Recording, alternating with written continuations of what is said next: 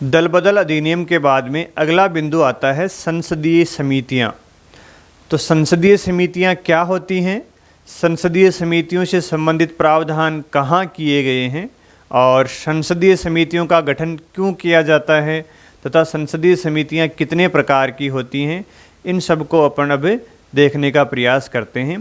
तो आइए देखते हैं संसदीय समितियों का प्रावधान संविधान में कहाँ किया गया है।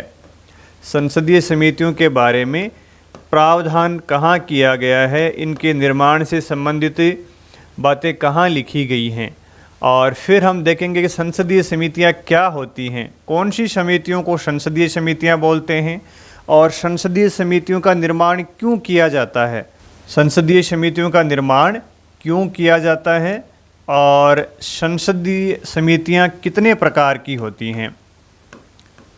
संसदीय समितियों के प्रकार, तो सबसे पहले आइए देखते हैं संविधान में इनके प्रावधान कहाँ किए गए हैं।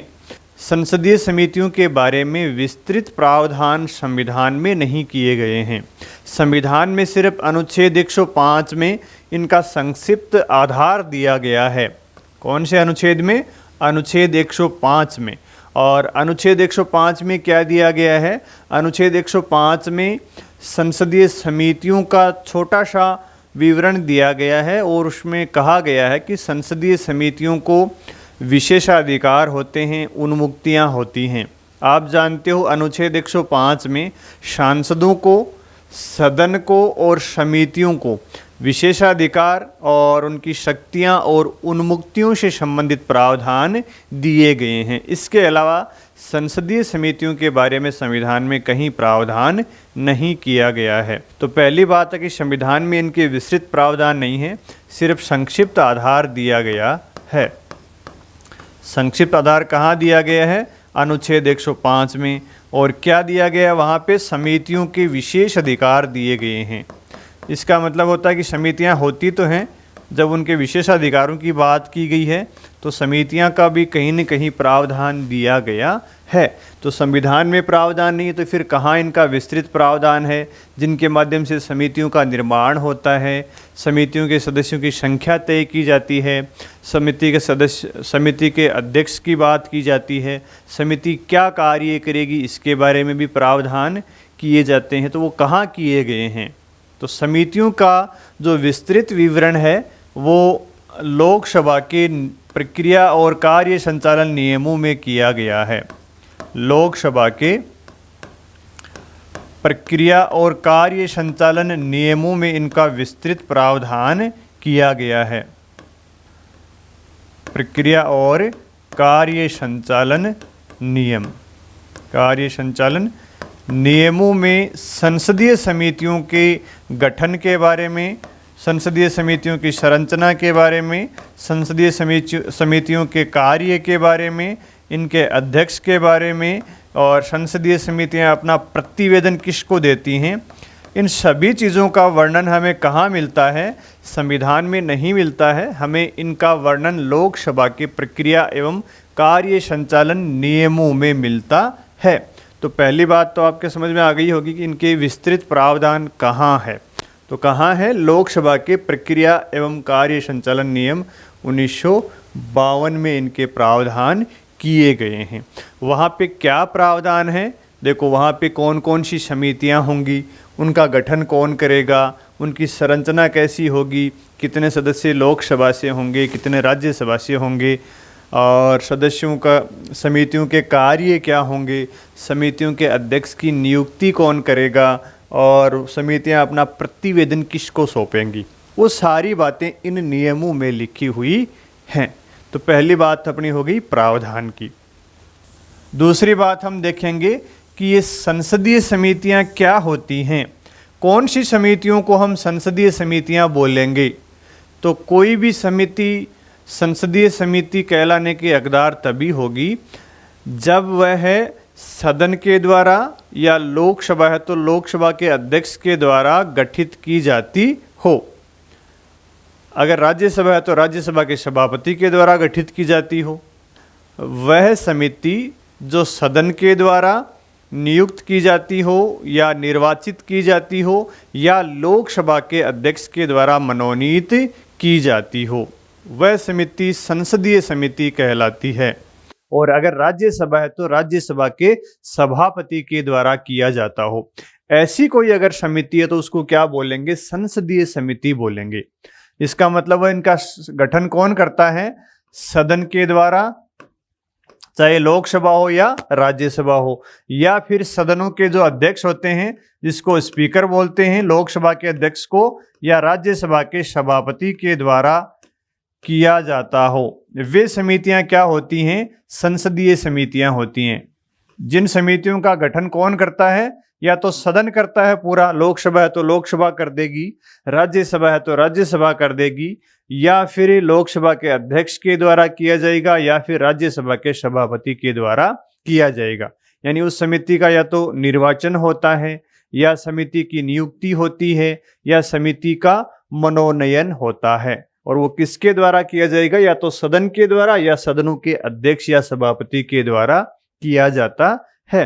तो उसको क्या बोल देंगे? संसदीय समिति बोलेंगे। तो पहली शर्त तो किसी समिति की संसदीय समिति कहलाने की ये है। और दूसरी शर्त क्या है? देखो, दूसरी शर्त है वो समिति स्पीकर या सभापति के निर्देश के अनुसार कार्य करेगी। स्पीकर या सभापति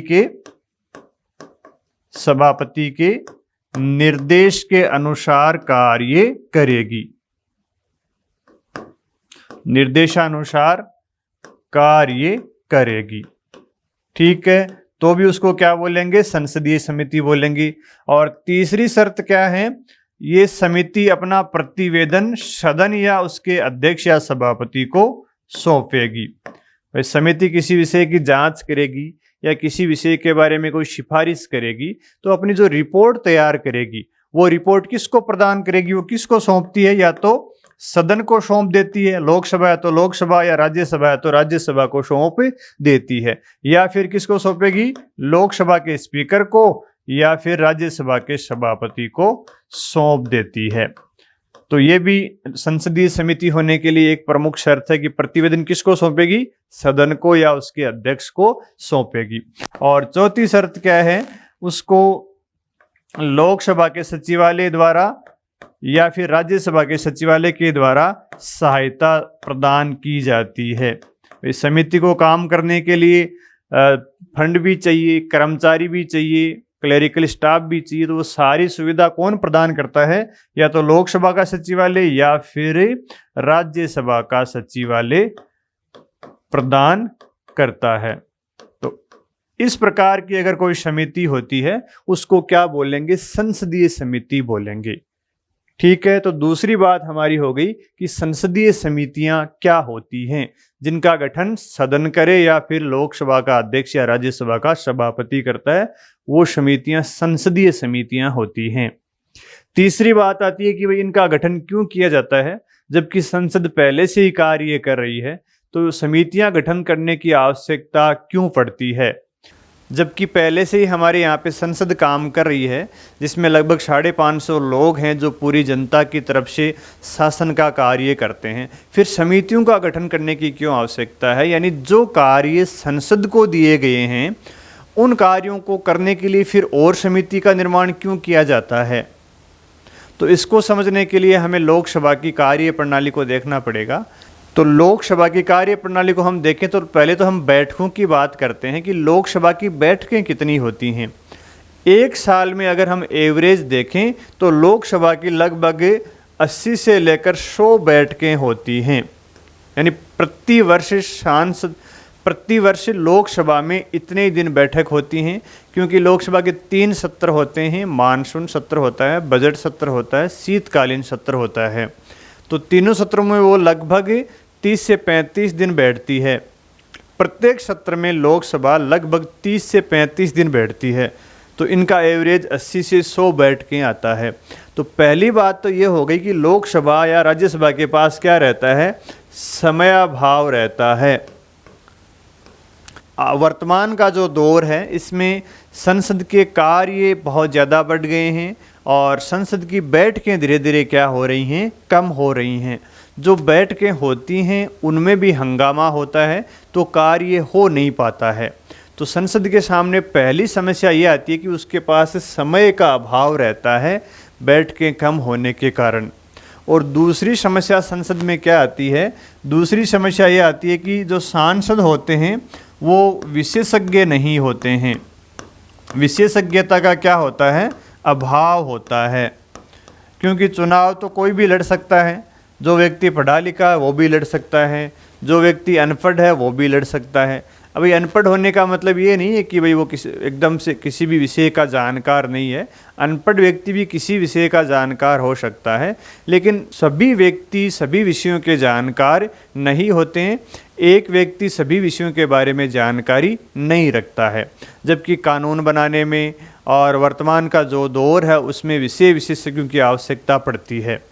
तो जैसे अंतरिक्ष से संबंधित कोई विषय हो, सूचना प्रौद्योगिकी से संबंधित कोई कानून बनाया जा रहा है, कोई चिकित्सा से संबंधित कानून बनाया जा रहा है, ऐसे विषयों पर चर्चा करने के लिए विशेषज्ञों की आवश्यकता होती है, जो हमारे सांसदों में नहीं पाई जाती है।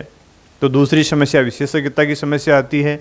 और तीसरी समस्या क्या आती है, तीसरी समस्या ये आती है कि हमारे जो संसद है उसमें दलीय आधार पर विभाजन पाया जाता है। दलीय आधार पर मतभेद बहुत ज़्यादा पाए जाते हैं। दलीय आधार पर लोग या सांसद क्या होते हैं, बटे होते हैं। तो इसके कारण वो किसी भी विधेयक पर या किसी भी मुद्दे पर अपने दलीय हितों को पहले देखते हैं, देश के या राज्य के हित को बाद में देखते हैं। इसके कारण सही तरीके से चर्चा नहीं हो पाती है। तो संसद के कामकाज में ये समस्याएं आती हैं। पहला समय का अभाव है, दूसरा विशेषज्ञता का अभाव होता है, तीसरी बात होती है दलीय आधार पर विभाजन होते हैं, यानी पार्टीबाजी की बात ज़्यादा करते हैं। आप कभी लोकसभा की कार्यवाही को सुनोगे तो जो भी कोई मुद्दा आता है उस पर जो विपक्षी पार्टी होती है हमेशा ही वो विरोध करती है, और जो आज सत्ता चला रही है, सरकार चला रही है, कल वो विपक्ष में चली जाएगी तो सरकार में रहते हुए जिन बातों का वो समर्थन करती है, विपक्ष में जाते ही उन बातों का वो क्या करती है, विरोध करती है। तो इस प्रकार की समस्या हमारे देश में पाई जाती है। तो इन सभी समस्याओं का समाधान कहाँ ढूंढा गया है? इन समस्याओं का समाधान संसदीय समितियों में ढूंढा गया है। इन सब का समाधान संसदीय समितियां कर देती हैं। कैसे करती हैं, देखो एक एक समाधान देखते हैं। संसद के तो 3 सत्र होते हैं, 100 ही दिन बैठती है, जबकि संसदीय समितियां क्या करती हैं, वर्ष भर बैठक कर सकती हैं। ये अपना कार्य वर्ष पर्यंत करती हैं, यानी पूरे वर्ष भर ये कार्य करती हैं। इनकी कोई निश्चित बैठकें नहीं है, पूरे दिन पूरे वर्ष भर ये काम कर सकती हैं। इसलिए समय वाली समस्या यहाँ पे दूर हो जाती है। दूसरी समस्या विशेषज्ञता की होती है, लेकिन समितियों के पास ये अधिकार होता है, ये पावर होता है कि वो किसी भी विषय विशेषज्ञ को बुला सकती हैं, उससे राय ले सकती हैं और उस बात को किसी विधेयक में शामिल करना हो या किसी अन्य मुद्दे पर उनकी बातों को शामिल कर सकते हैं। तो समितियां क्या कर सकती हैं, विषय विशेषज्ञों को बुला सकती हैं। और समितियां अब किसी विषय की जानकारी के लिए विदेश में भी जा सकती हैं, विदेश में भी टूर कर सकती हैं और वहाँ से भी वो अपने विषय से संबंधित बातों को सीख सकते हैं, समझ सकते हैं, वहाँ के विशेषज्ञों से सलाह ले सकते हैं। तो विशेषज्ञता की समस्या जो आती है उसका भी समितियों के माध्यम से हल कर लिया जाता है। और तीसरी समस्या आती है दलीय आधार पर विभाजन होता है। भाई जो संसद होती है उसमें तो सारे दलों के लोग बैठे रहते हैं और कोई सांसद अगर चाहे भी वो सही बात कहना तो भी वो अपने अन्य सांसदों को देखकर कह नहीं पाता है, क्योंकि वो दलीय आधार पर विभाजित होता है। लेकिन अगर जो संसदीय समिति होगी उसमें सदस्यों की संख्या सीमित होती है और सीमित संख्या में दलीय आधार पर विभाजन नहीं पाया जाता है, वहाँ पे दल के सारे लोग होते भी नहीं, तो वो अपनी बात को वहाँ पे जो सही बात होती है उसको रख सकता है। तो इसलिए जो समस्याएं लोकसभा में या राज्यसभा के संचालन में आती हैं उन समस्याओं को दूर करने के लिए संसदीय समितियों का गठन किया जाता है। भाई संसद का जो महत्वपूर्ण काम होता है वो होता है सरकार पर नियंत्रण रखना, सरकार को उत्तरदायी बनाए रखना, और उसके लिए संसद के पास टाइम ज़्यादा होना चाहिए। हर बात पर, हर विधेयक पर, बजट पर वो सूक्ष्म रूप से चर्चा करनी पड़ती है उसको। लेकिन टाइम का अभाव होने के कारण ये काम सारा समितियों को दे देते हैं और समितियां किसी भी विधेयक पर, किसी बजट की मांगों पर सूक्ष्म रूप से विचार विमर्श कर सकती हैं, सूक्ष्म रूप से जांच परख कर सकती हैं और सरकार को उत्तरदायी बनाए रखने का प्रयास करती हैं। तो इसलिए संसदीय समितियों का गठन किया गया है। तो ये बात भी आपको क्लियर हो गई होगी कि जब संसदीय है तो फिर समितियों का गठन क्यों किया गया है।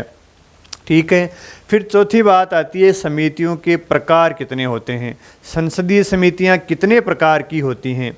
तो संसदीय समितियां 2 प्रकार की होती हैं भाई। कितने प्रकार की होती हैं? संसदीय समितियां 2 प्रकार की होती हैं। पहली संसदीय समितियां होती हैं स्थायी संसदीय समितियां। कौन सी होती हैं? एक तो स्थायी समितियां और दूसरी समितियां कौन सी होती हैं? अस्थायी समितियां। दूसरी कौन सी होती हैं? अस्थायी समितियां। संसदीय समितियां 2 प्रकार की होती हैं, स्थायी और अस्थायी। तो स्थायी समिति तो क्या होती है? वह समिति जो प्रतिवर्ष गठित की जाती है। वह समिति जो प्रतिवर्ष कार्य करती है या प्रतिवर्ष जिसका गठन किया जाता है उसको क्या बोलते हैं? स्थायी समिति बोलते हैं। यानी जो निरंतर काम करती है, हर वर्ष उसका गठन किया जाता है और अपना वो काम करती है। स्थायी समिति को अंग्रेजी में क्या बोलते हैं? स्टैंडिंग कमेटी बोलते हैं। क्या बोलते हैं? Standing committee. स्टैंडिंग कमेटी बोलते हैं। और जो अस्थायी समितियां होती हैं इनको क्या बोलते हैं? एड हॉक कमेटी बोलते हैं। क्या बोलते हैं? एड हॉक कमेटी, या इनका दूसरा नाम है तदर्थ कमेटी भी इनको बोलते हैं, तदर्थ समिति भी बोलते हैं। अस्थायी समिति जैसे नाम से स्पष्ट है, प्रतिवर्ष इनका गठन नहीं किया जाता है। इनका गठन किसी विशेष मुद्दे पर और विशेष अवधि के लिए ही किया जाता है।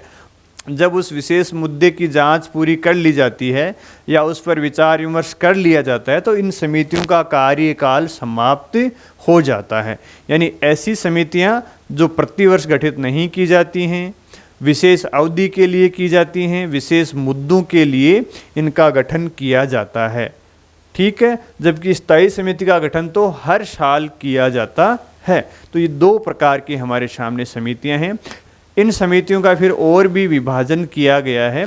स्थायी समितियां भी कई प्रकार की होती हैं, अस्थायी समिति भी कई प्रकार की होती हैं। तो चलिए देखते हैं स्थायी और अस्थायी समितियों के और प्रकार। ये स्थायी समिति है, स्टैंडिंग कमेटी, ये कई प्रकार की समितियां इसके अंतर्गत फिर और गठित की जाती हैं। और जो अस्थायी समिति होती है, एड हॉक कमेटी होती है, ये 2 प्रकार की होती हैं। पहला प्रकार है परवर समिति या संयुक्त परवर समिति।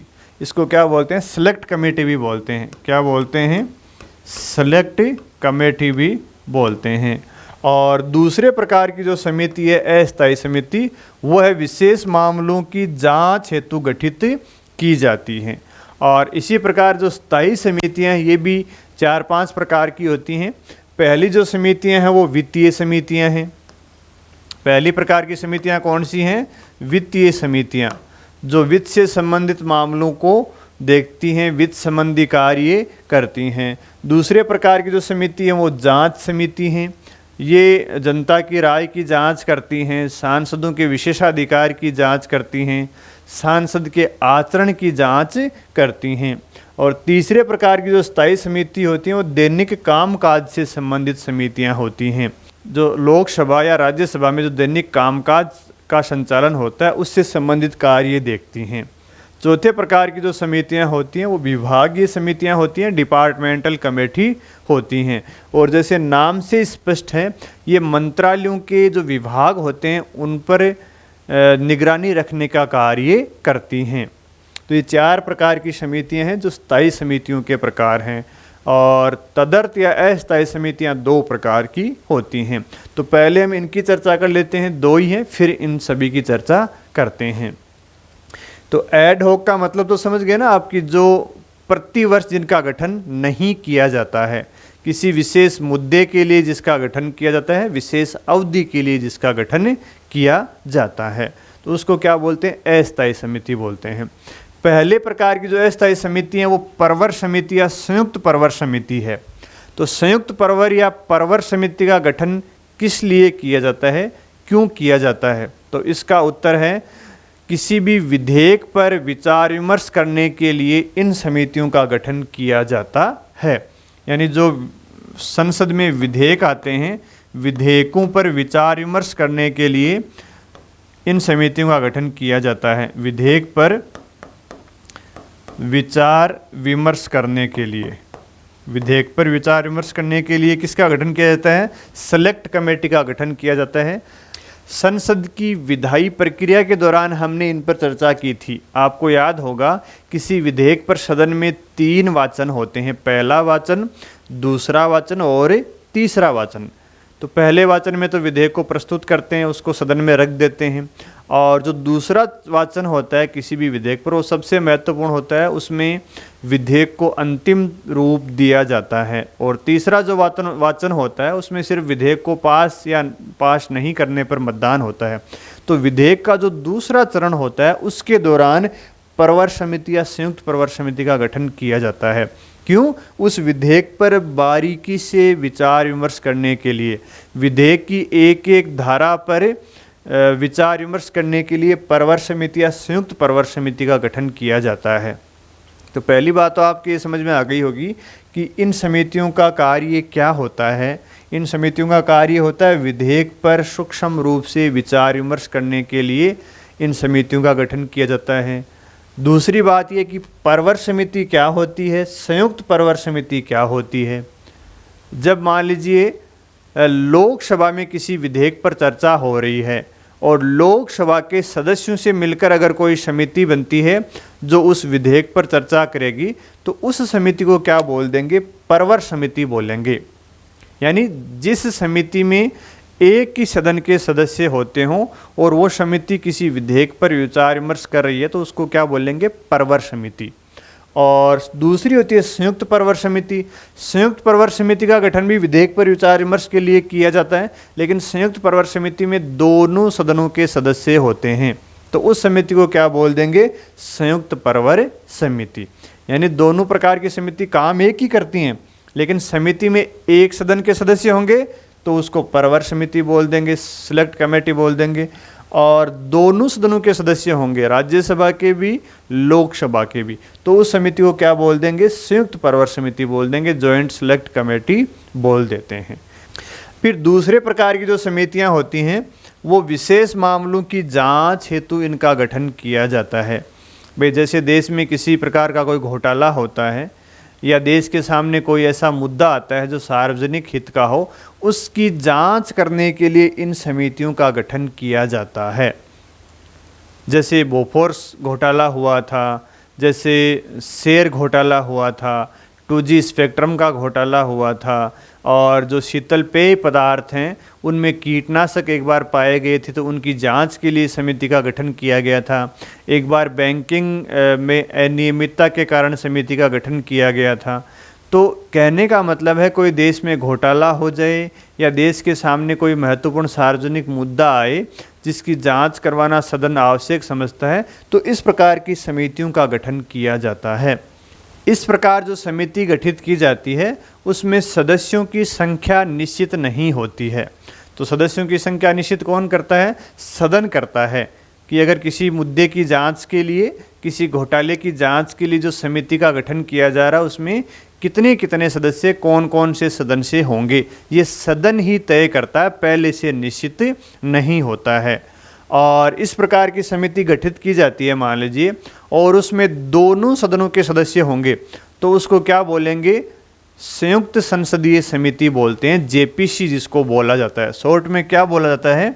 JPC, joint parliamentary committee. JPC को क्या बोलते हैं? Joint parliamentary committee. Joint parliamentary committee इसको बोलते हैं, जेपीसी इसका शॉर्ट में नाम होता है। जैसे 2018 में आपने जेपीसी का नाम सुना होगा। जब राफेल का मुद्दा उठा था तो कांग्रेस पार्टी ने कहा कि इस पर एक जेपीसी बना दीजिए, संयुक्त संसदीय समिति बना दीजिए।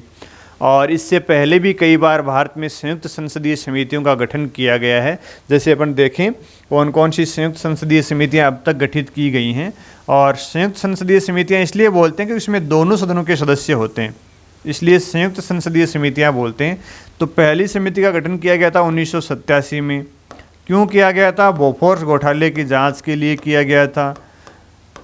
बोफोर्स क्या थी? एक स्वीडन से तोप मंगाई गई थी, तो उसकी खरीद फरोख्त में घोटाले का मुद्दा सामने आया था, जिसकी जांच के लिए समिति, बोफोर्स घोटाले की जांच के लिए वो समिति बनी थी। और इसके अध्यक्ष कौन थे? बी शंकरानंद। ये समिति कौन सी समिति है? जेपीसी है, संयुक्त पार्लियामेंट्री जॉइंट पार्लियामेंट्री कमेटी, यानी संयुक्त संसदीय समिति है। दूसरी समिति बनी थी 1992 में, और ये बैंकिंग में अनियमितता से संबंधित मुद्दे की जांच इसने की थी। बैंकिंग अनियमितता के मुद्दे की इसने जांच की थी। और इसके अध्यक्ष थे, राजस्थान के रहने वाले थे, नागौर के सांसद रामनिवास मिर्दा। ये इस जेपीसी के क्या थे? अध्यक्ष थे। और तीसरी जेपीसी गठित की गई थी सन 2001 में। तीसरी जेपीसी का गठन किया गया था शेयर घोटाले के मुद्दे पर। शेयर घोटाला हुआ था, उसके मुद्दे की जांच करने के लिए प्रकाश मणि त्रिपाठी इसके अध्यक्ष थे। प्रकाश मणि त्रिपाठी। और चौथी संयुक्त संसदीय समिति का गठन किया गया था 2003 में। और शीतल पेय पदार्थ, यानी जो पेप्सी आते हैं, जो पेप्सी होती है, मिरिंडा होती है, स्प्राइट होती है, जो यानी जो शीतल पेय पदार्थ आते हैं, जैसे पेप्सी आती है, कोको कोला आती है, उनमें कीटनाशक पाए गए थे। तो उनकी जांच के लिए शीतल पेय पदार्थों में कीटनाशकों की जांच के लिए गठित की गई थी। और इस समिति के अध्यक्ष थे शरद पवार। ये 2003 में गठित की गई थी। और पांचवी संयुक्त संसदीय समिति का गठन किया था 2011 में। और ये 2G स्पेक्ट्रम के घोटाले के मुद्दे पर की गई थी। और इसके अध्यक्ष थे पीसी चाको।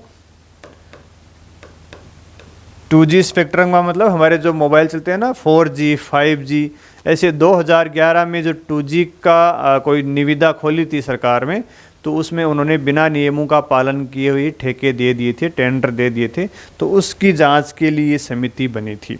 तो ये जो समितियाँ इनकी बात कर रहे हैं, देखो विशेष मामले हैं, कहीं बोफोर्स घोटाला है, कहीं बैंकिंग में अनियमितता से संबंधित है, कोई शेयर घोटाला है, शीतल पेय पदार्थों के लिए की गई है, 2G स्पेक्ट्रम की जांच के लिए इसका गठन किया गया है। देखो ये समितियां रेगुलर रूप से गठित नहीं की गई हैं, प्रतिवर्ष इनका गठन नहीं किया गया। 2011 में गठित थी, इससे पहले 3 में, 2001 में, 1992 में, 1987 में।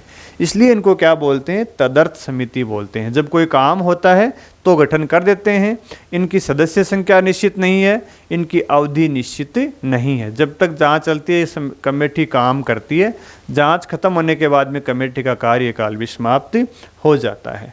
तो ये विशेष मामलों की जांच हेतु जॉइंट पार्लियामेंट्री कमेटी यानी संयुक्त संसदीय समितियों का निर्माण किया जाता है। संयुक्त संसदीय समिति इसलिए कहते हैं क्योंकि दोनों सदनों के सदस्य होते हैं।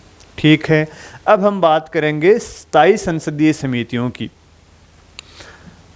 तो स्थायी संसदीय समितियों में पहली जो संसदीय समिति आती है वो है वित्तीय समितियां।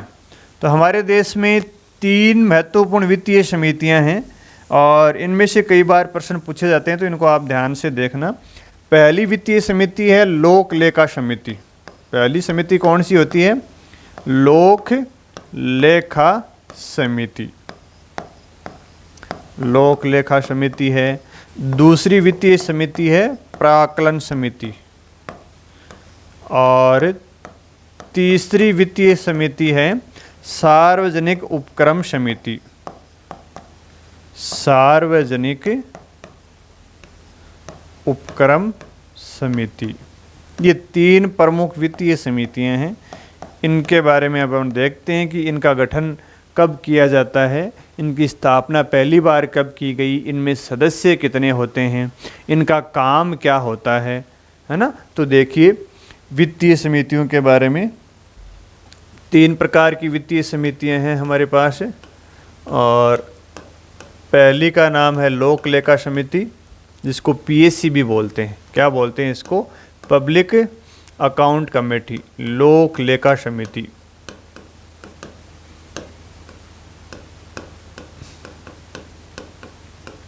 और दूसरी समिति है प्राक्कलन समिति। और तीसरी समिति है सार्वजनिक उपक्रम समिति, सार्वजनिक उपक्रम समिति। तो लोक लेखा जो समिति है ना, वो सबसे पुरानी समिति है, सबसे पुरानी समिति। इसका मतलब इसका गठन सबसे पहले भारत में कब हुआ था? 1921 में हुआ था, ठीक है। और प्राक्कलन समिति का गठन कब हुआ था? तीनों को एक साथ देख लेते हैं तुलनात्मक रूप से।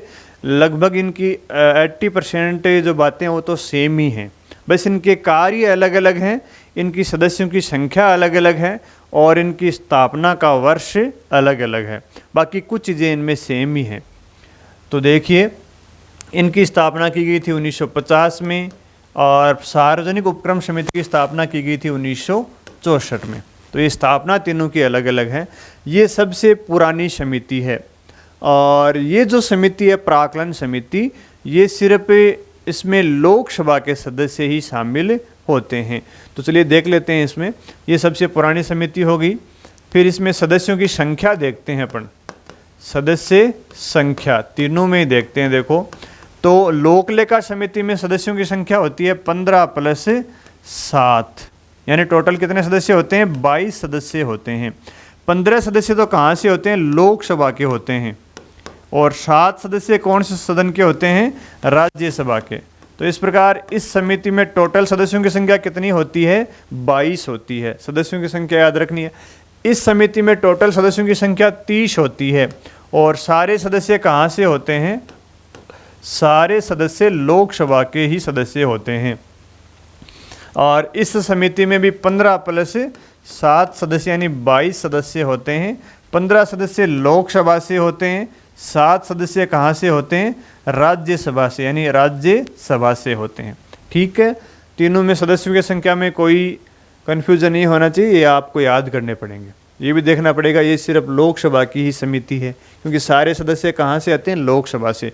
बाकी दोनों समितियों में सदस्य कहाँ से आते हैं? राज्यसभा से भी और लोकसभा से भी आते हैं। फिर दूसरी बात आती है सदस्यों का निर्वाचन कैसे होता है। जो समिति होती है इसके सदस्यों का क्या होता है? निर्वाचन होता है।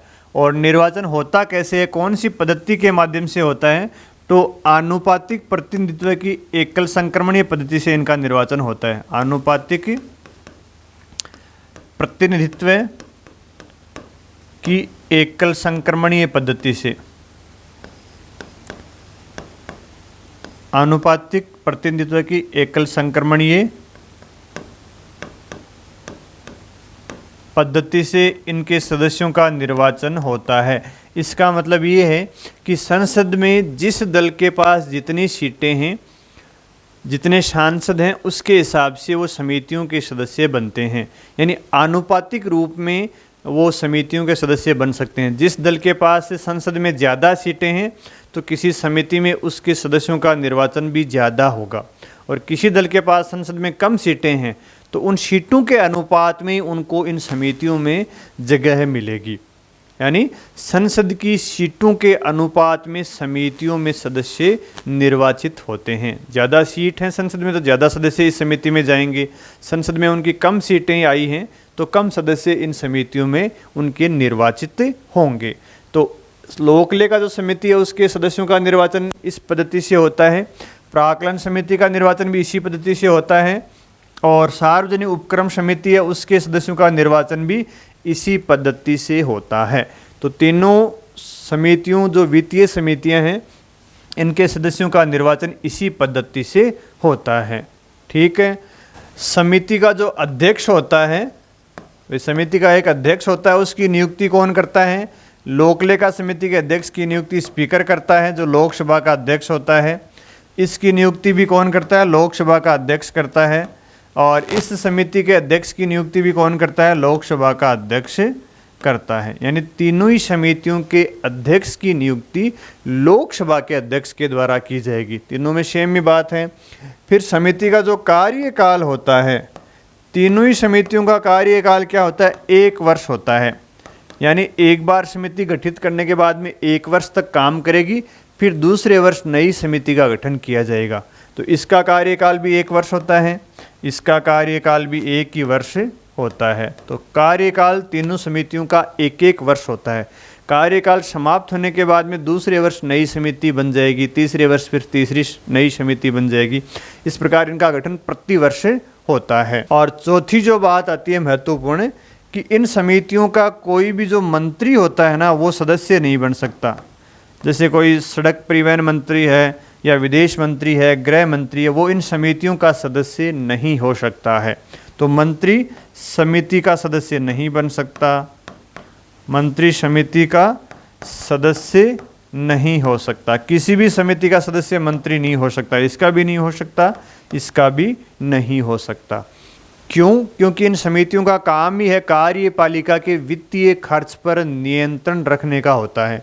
ये समितियां सरकार का जो वित्तीय खर्च होता है, सरकार के द्वारा जो पैसे खर्च किए जाते हैं, उन पर ये नियंत्रण रखने का कार्य करती हैं। इसलिए सरकार में शामिल लोग इनमें शामिल नहीं हो सकते। और मंत्री तो क्या होता है? सरकार में खुद शामिल होता है। यानी ये समितियां मंत्रालयों के द्वारा जो पैसे खर्च किए जाते हैं, उन्हीं की निगरानी रखते हैं। इसलिए मंत्री कभी इन समितियों का सदस्य नहीं होता है। और एक और जो महत्वपूर्ण बात है, इस समिति का जो सभापति होता है या अध्यक्ष होता है, सभापति बोलते हैं समितियों के जो प्रमुख होता है उसको। तो लोक लेखा समिति का जो सभापति होता है ना, वो 1967 के बाद में हमेशा विपक्षी दल का सदस्य होता है। 1967 से पहले तो क्या होता था? कोई भी सत्ता पक्ष का या विपक्ष का कोई भी सदस्य इस समिति का सभापति बन सकता था। लेकिन 1967 में ये परंपरा डाल ली कि लोक लेखा समिति का जो सभापति होगा वो हमेशा विपक्ष का सदस्य ही होगा। तो इसका सभापति क्या होता है? विपक्षी दल का सदस्य होता है। जबकि इन समितियों में ऐसी कोई बाध्यता नहीं है। इन समितियों का जो सभापति होता है वो सत्ता पक्ष का सदस्य भी हो सकता है। तो ये तो ऐसी बातें थी जो इनमें कॉमन बातें थी। अब जो सबसे महत्वपूर्ण बात है इन समितियों की, वो है इनका कार्य। तीनों समितियों का अलग अलग कार्य है। तो आइए देखते हैं इन समितियों का कार्य क्या होता है। सीएजी की रिपोर्ट की जांच करना, सीएजी की रिपोर्ट की जांच करना,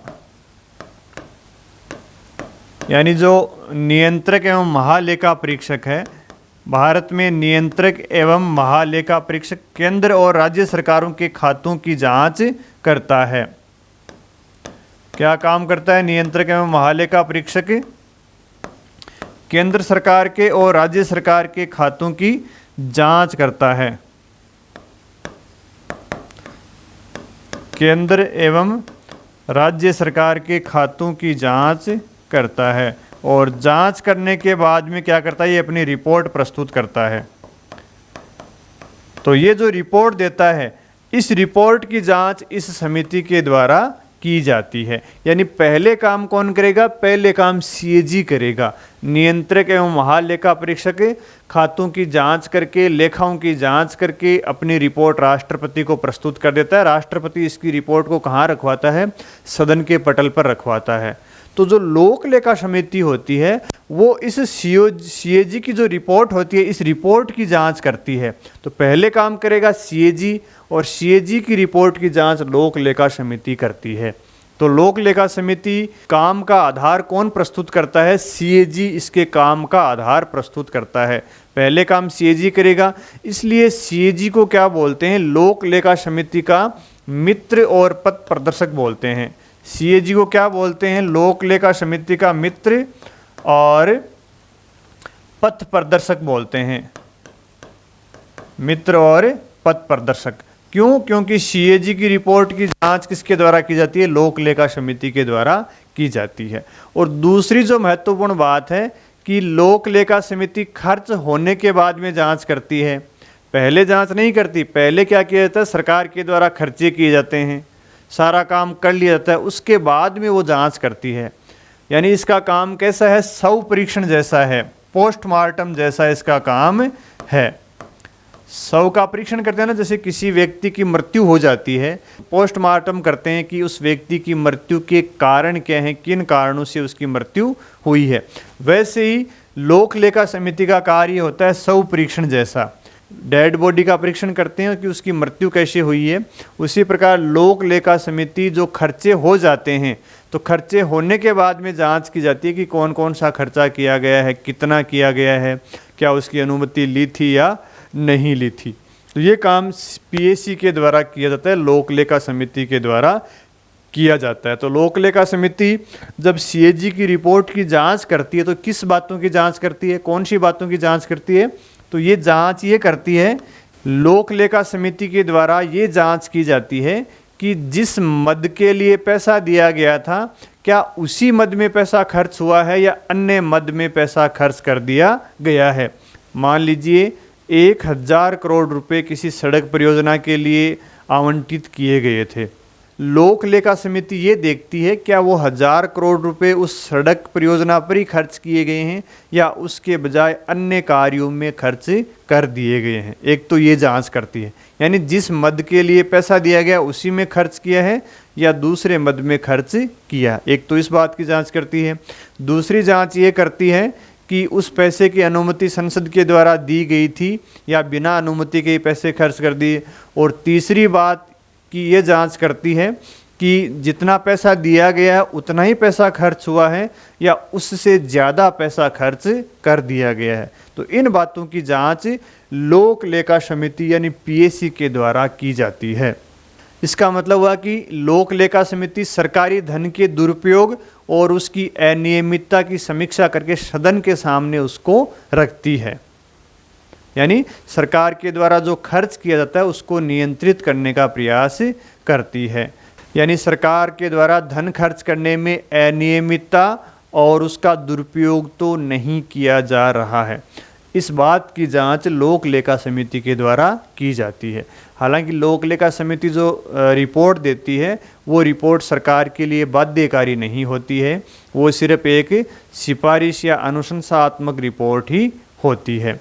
और लोक लेखा समिति को प्राक्कलन समिति की जुड़वां बहन भी कहते हैं। इन दोनों समितियों को क्या कहते हैं, जुड़वां बहन। दोनों समितियों को क्या बोलते हैं, जुड़वां बहन। किसको, लोक लेखा समिति और प्राक्कलन समिति, दोनों को जुड़वां बहन कहा जाता है क्योंकि दोनों के कार्य एक दूसरे के पूरक हैं। वो अभी बताएंगे क्या कार्य करती हैं। तो लोक लेखा समिति का जो महत्वपूर्ण काम है वो आपको समझ में आ गया होगा, सीएजी की रिपोर्ट की जांच करती हैं। फिर आती है प्राक्कलन समिति। और प्राक्कलन समिति क्या काम करती है, जैसे नाम से स्पष्ट है, प्राक्कलन समिति बजट के अनुमानों की जांच करती है। प्राक्कलन का मतलब एस्टीमेट या अनुमान। तो प्राक्कलन समिति का महत्वपूर्ण काम क्या है, बजट के प्राक्कलन की जांच करती है। बजट के प्राक्कलन या अनुमानों पर नियंत्रण रखने का काम करती है, नियंत्रण रखती है। लोक लेखा समिति क्या करती है, खर्च पर नियंत्रण की बात करती है। लोक लेखा समिति तो खर्च पर नियंत्रण की बात करती है। और प्राक्कलन समिति क्या करती है, एस्टीमेट कमेटी बोलते हैं इसको, क्या बोलते हैं, एस्टीमेट कमेटी। एस्टीमेट कमेटी यानी कई बार हम अनुमान लगाते हैं ना कि एक महीने में हमारे इतने रुपए खर्च हो जाएंगे, यानी जो एस्टीमेट लगाते हैं उस एस्टीमेट पर नियंत्रण रखने का कार्य करती है। और किस पर, जो बजट के माध्यम से प्रस्तुत किया जाता है। हमने आपको बजट की प्रक्रिया जब बताई थी तो ये कहा कि प्रत्येक मंत्रालय के द्वारा अनुदान की राशि की मांग की जाती है। प्रत्येक मंत्रालय अपने वार्षिक खर्च को चलाने के लिए संसद से अनुमानित राशि की मांग करता है, उसको क्या बोलते हैं, अनुदान की मांग कहते हैं। तो ये प्राक्कलन समिति क्या करती है, जो अनुमान लगाते हैं उन अनुमानों पर नियंत्रण करती है। इस समिति के द्वारा बजट के माध्यम से जो अनुमानित राशि मांगी जाती है उस पर नियंत्रण रखने का कार्य किया जाता है। ये समिति देखती है कि जो अनुमान लगाया गया कहीं वो ज़्यादा तो नहीं है, इसलिए इस समिति के द्वारा बजट के प्राकलन या अनुमान पर नियंत्रण रखने का कार्य किया जाता है। जैसे स्कूल बनाने के लिए 2 करोड़ रुपए की मांग की गई है, अनुमानित राशि की मांग की गई है, तो इस समिति ये देखती है कि स्कूल बनाने में 2 करोड़ रुपए लगेंगे या 1.5 करोड़ में ही बन जाएगी। इस प्रकार के अनुमानों पर वो नियंत्रण रखने का कार्य करती है। अगर राशि ज़्यादा होती है तो ये मितव्ययता के लिए कहती है कि इतनी राशि ज़्यादा है, आप 1.5 करोड़ रुपए की मांग कीजिए। तो जो अनुमान होते हैं राशि खर्च करने के, उन पर ये नियंत्रण रखती है, एस्टीमेट को नियंत्रित करती है। और ये क्या करती है? खर्च पर नियंत्रण करती है। ये जो खर्च करने का अनुमान है उस पर नियंत्रण करती है। इसलिए दोनों समितियों को क्या बोलते हैं? दोनों के कार्य लगभग एक जैसे, दोनों के कार्य एक जैसे हैं, इसलिए इनको क्या बोलते हैं? दोनों समितियों को जुड़वा बहन कहा जाता है। कौन सी समिति को? लोकलेखा समिति और प्राकलन समिति को। और दूसरा जो काम किया जाता है प्राकलन समिति के द्वारा वो है ये मितव्ययता की सिफारिश करती है। और इस समिति के द्वारा जो दूसरा कार्य किया जाता है वो सार्वजनिक व्यय में मितव्ययता बरतने संबंधी सिफारिश की जाती है। सार्वजनिक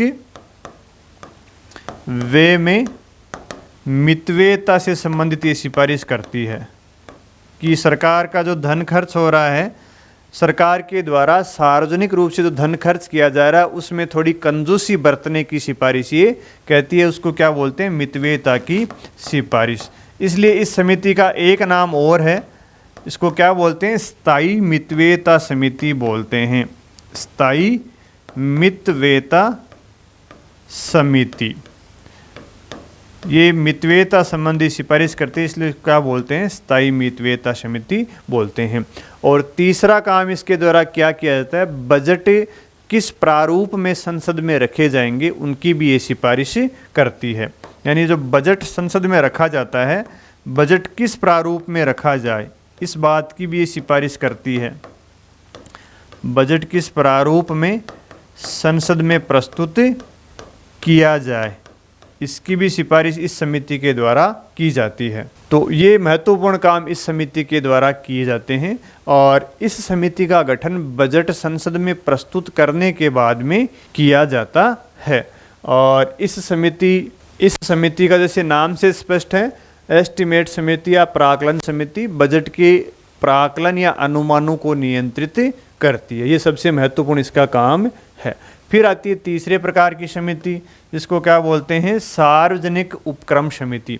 इस समिति का गठन 1964 में किया गया। इसका महत्वपूर्ण कार्य क्या है? भाई जो सीएजी होता है, सीएजी के द्वारा सरकार के खातों की जांच की जाती है ना। सीएजी के द्वारा सरकार के जितने भी विभाग होते हैं, जितने भी उपक्रम होते हैं, सब के खातों की जांच की जाती है। तो सीएजी के द्वारा सार्वजनिक जो उपक्रम होते हैं, सीएजी के द्वारा सरकार के खातों की जब जांच की जाती है तो जो सार्वजनिक उपक्रम हैं, पब्लिक अंडरटेकिंग है, उनके खातों की भी जांच की जाती है। तो सार्वजनिक उपक्रम के खातों की जांच जो सीएजी के द्वारा की जाती है और उसके बारे में जो रिपोर्ट प्रस्तुत की जाती है, उस रिपोर्ट का परीक्षण सार्वजनिक उपक्रम समिति के द्वारा किया जाता है। भाई यहाँ पे जो लोक लेखा समिति है ये भी सीएजी की रिपोर्ट की जांच करता है, लेकिन लोक लेखा समिति जब सीएजी की रिपोर्ट की जांच करता है ना, तब सार्वजनिक उपक्रम से संबंधित जो रिपोर्ट है ना सीएजी की, उसको छोड़ देता है। तो उस पर जांच कौन करता है? फिर उसकी जांच सार्वजनिक उपक्रम समिति के द्वारा की जाती है। तो सार्वजनिक उपक्रम समिति का पहला कार्य क्या है? सीएजी की सार्वजनिक उपक्रम समिति, सार्वजनिक सीएजी की सार्वजनिक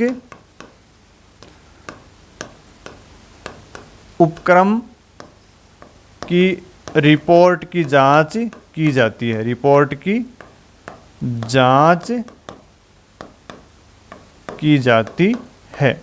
और सीएजी की जो सार्वजनिक उपक्रमों की रिपोर्ट है, इन रिपोर्टों की जांच लोक लेखा समिति के द्वारा नहीं की जाती है। ये आप ध्यान में रखना। लोक लेखा समिति कैग की रिपोर्ट की जांच करते समय इस विषय को छोड़ देती है। जिसकी जांच इस समिति के द्वारा की जाती है। तो सार्वजनिक उपक्रम समिति CAG की सार्वजनिक उपक्रमों से संबंधित रिपोर्ट की जांच करता है। और दूसरा कार्य क्या है, सार्वजनिक उपक्रमों की वार्षिक रिपोर्ट की जांच भी की जाती है। सार्वजनिक उपक्रमों की जो वार्षिक रिपोर्ट होती है उसकी भी इसके द्वारा जांच की जाती है। तो ये कार्य सार्वजनिक उपक्रम समिति के द्वारा किया जाता है। लेकिन ये तीनों समितियां सरकार की नीतियों की आलोचना नहीं करती हैं। ठीक है, तो ये अपनी 3 प्रमुख वित्तीय समितियां हो गई। उसके बाद में आती है जांच समितियां। जांच समितियां 3 प्रमुख जांच समितियां हैं। पहली जांच समिति है याचिका समिति। पहली समिति का क्या नाम है, याचिका समिति। और दूसरी समिति क्या है, विशेषाधिकार समिति। विशेषाधिकार समिति। और तीसरी समिति है आचरण समिति। ये 3 प्रमुख जांच समितियां हैं। तो ये जांच समितियां किसकी जांच करती हैं, भाई याचिका समिति होती है ना, वो याचिका समिति का मुख्य काम क्या होता है, विधायी प्रक्रिया के दौरान हमने आपको बताया था कि जब कोई विधेयक सदन में प्रस्तुत किया जाता है तो सदन के द्वारा उस विधेयक पर जनता की राय मांगी जाती है, जनता के सुझाव मांगे जाते हैं। तो जनता से जो विधेयक पर सुझाव और राय प्राप्त होती है ना, उनकी जांच इस समिति के द्वारा की जाती है। और लोकसभा में इस समिति के सदस्यों की संख्या कितनी होती है, 15 होती है।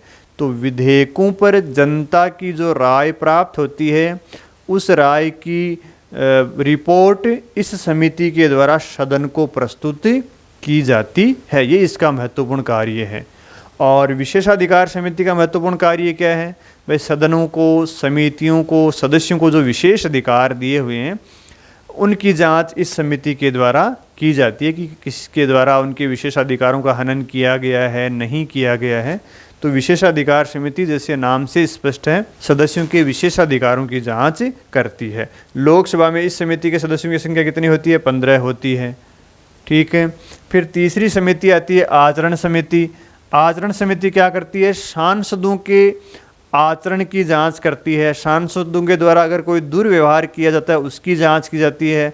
सांसदों के द्वारा अगर कोई गलत आचरण किया जाता है उसकी जांच की जाती है। और आचरण समिति में लोकसभा में आचरण समिति का गठन किया गया था सन 2000 में। और लोकसभा में इस समिति के सदस्यों की संख्या कितनी होती है, 20 होती है। और आचरण समिति थोड़े दिनों पहले चर्चा में थी। दिसंबर 2023 में आचरण समिति के द्वारा पश्चिमी बंगाल के एक सांसद का निष्कासन सदन से किया गया था और उनका नाम है महुआ मोइत्रा, जो TMC की सांसद थी। उनके द्वारा अपने संसद पोर्टल में जो लॉगिन ID और पासवर्ड होते हैं वो किसी तीसरे व्यक्ति को दे दिए थे। ID और पासवर्ड का प्रयोग करके संसद में सवाल पूछे थे। भाई संसद में सवाल या तो अपन सवाल पूछने के लिए नोटिस जो देना होता है या तो अपन जाके दे सकते हैं संसद के सचिवालय में, या फिर ऑनलाइन भी पूछ सकते हैं। तो महुआ मोइत्रा ने क्या किया, अपने किसी मित्र को वो लॉगिन ID और पासवर्ड दे दिए जिनसे वो संसद में सवाल पूछ सकती हैं।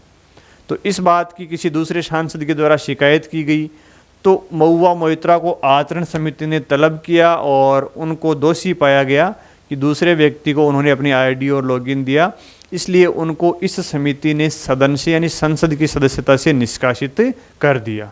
तो इसलिए ये समिति थोड़े दिनों पहले चर्चा में थी और इस समिति का गठन पहली बार लोकसभा में सन 2000 में किया गया था। राज्यसभा में इस समिति का गठन 1997 में किया गया था। और राज्यसभा में भी याचिका समिति होती है। राज्यसभा में याचिका समिति में कितने सदस्य होते हैं, 10 होते हैं। विशेषाधिकार समिति राज्यसभा में होती है, वहाँ इसमें सदस्य कितने होते हैं, 10 सदस्य होते हैं। आचरण समिति भी राज्यसभा में होती है, वहाँ इसके सदस्यों की संख्या कितनी होती है, 15 होती है। और लोकसभा में 20 होती है। तो ये 3 प्रकार की जांच समितियां हैं जो विभिन्न प्रकार के आचरणों की जांच करती हैं। फिर आती है दैनिक कामकाज से संबंधित समिति। तो ये समिति सदन के संचालन से संबंधित महत्वपूर्ण भूमिका निभाती हैं। और ये 2 महत्वपूर्ण समितियां हैं, देखो कौन कौन सी हैं। पहली समिति है BAC कार्य सलाहकार समिति या कार्य मंत्रणा समिति। दो प्रकार की समिति हैं, एक का नाम है नियम समिति, रूल कमेटी, जो सदन के संचालन से संबंधित नियमों में परिवर्तन करती है या नियम बनाती है, और दूसरी समिति है जिसको शॉर्ट में तो क्या बोलते हैं, बीएसी, यानी business advisory committee, business advisory committee, और या इसको क्या बोलते हैं हिंदी में कार्य मंत्रणा समिति या सलाहकार समिति भी बोल सकते हैं, कार्य मंत्रणा समिति, या फिर इसको कार्य सलाहकार समिति भी बोलते हैं, कार्य सलाहकार समिति। सदन को संचालित करने में सबसे जो महत्वपूर्ण भूमिका निभाती है वो इस समिति के द्वारा निभाई जाती है। भाई दोनों ही समितियों के पदेन अध्यक्ष कौन होते हैं, लोकसभा में तो लोकसभा के अध्यक्ष होते हैं और राज्यसभा में राज्यसभा के सभापति पदेन अध्यक्ष होते हैं। समझ गए। बीएसी यानी कार्य मंत्रणा समिति और नियम समिति के पदेन अध्यक्ष लोकसभा के अध्यक्ष और राज्यसभा में राज्यसभा के सभापति होते हैं। ये आप दोनों को याद रखना।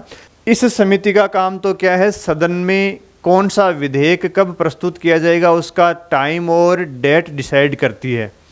भाई लोकसभा का जो अध्यक्ष होता है वो इस समिति की सहायता से सदन के कार्यों का संचालन करता है कि कौन सा विधेयक कब प्रस्तुत किया जाएगा, किस टाइम पे किया जाएगा, सदस्यों को बोलने का वक्त कितना दिया जाएगा, कोई प्रस्ताव सदन में कब लाया जाएगा, किसी मुद्दे पर सदन में चर्चा कब होगी। इस प्रकार के कार्य इस समिति के द्वारा किए जाते हैं। और लोकसभा में इस समिति के सदस्यों की संख्या होती है 15 और राज्यसभा में इस समिति के सदस्यों की संख्या होती है 11। ठीक है, लोकसभा में 15 सदस्यीय समिति होती है जो सदन के संचालन में स्पीकर को सहायता देती है। ठीक है, और काम क्या हो गया, चर्चा के लिए विधेयकों को प्रस्तुत करने के लिए डेट और टाइम डिसाइड करती है ये इस कमेटी। दूसरी कमेटी है नियम समिति। भाई सदन के संचालित करने के लिए कुछ नियम बने हुए हैं, उन नियमों में कोई परिवर्तन करना हो, कोई नियम को हटाना हो, नया नियम जोड़ना हो, तो ये नियम समिति ये काम करती है। और लोकसभा में नियम समिति के सदस्यों की संख्या 15 है, राज्यसभा में नियम समिति के सदस्यों की संख्या 16 है। लोकसभा में तो कितनी है, 15, राज्यसभा में कितनी है, 16। और यहाँ लोकसभा में सदस्यों की संख्या कितनी है समिति में, 15, राज्यसभा में कितनी है, 11। तो ये दोनों महत्वपूर्ण समितियाँ जो सदन के संचालन से संबंधित कामकाज देखती हैं। दोनों समितियों के पदेन अध्यक्ष लोकसभा में तो स्पीकर होंगे और दोनों ही समितियों के राज्यसभा में पदेन अध्यक्ष कौन होंगे, राज्यसभा के सभापति। ठीक है, फिर अगली आती हैं विभागीय समितियां। विभागीय समितियों का निर्माण नियम समिति की सिफारिश पर किया गया था, ये बात आप ध्यान में रख लेना। नियम समिति के सिफारिश पर विभागीय समितियों का निर्माण किया गया था, ये बात तो इसके निर्माण की बात हो गई। अब दूसरा सवाल है कि विभागीय समितियां होती क्या हैं। तो विभागीय समितियां क्या कार्य करती हैं भाई, विभागीय समितियां भारत में जो मंत्रालय होते हैं ना, उन मंत्रालयों पर नियंत्रण रखने का कार्य करती हैं। जैसे गृह मंत्रालय है, वित्त मंत्रालय है, जितने भी मंत्रालय हैं भारत में 50 के लगभग मंत्रालय हैं। प्रत्येक मंत्रालयों की निगरानी विभागीय समितियों के द्वारा की जाती है। प्रत्येक मंत्रालय के विभागों का निगरानी इस समिति के द्वारा की जाती है। यानी इन समितियों के द्वारा मंत्रालयों के विभागों की जांच की जाती है। किसकी जांच की जाती है, जो मंत्रालय होते हैं भारत में, मंत्रालयों के विभागों की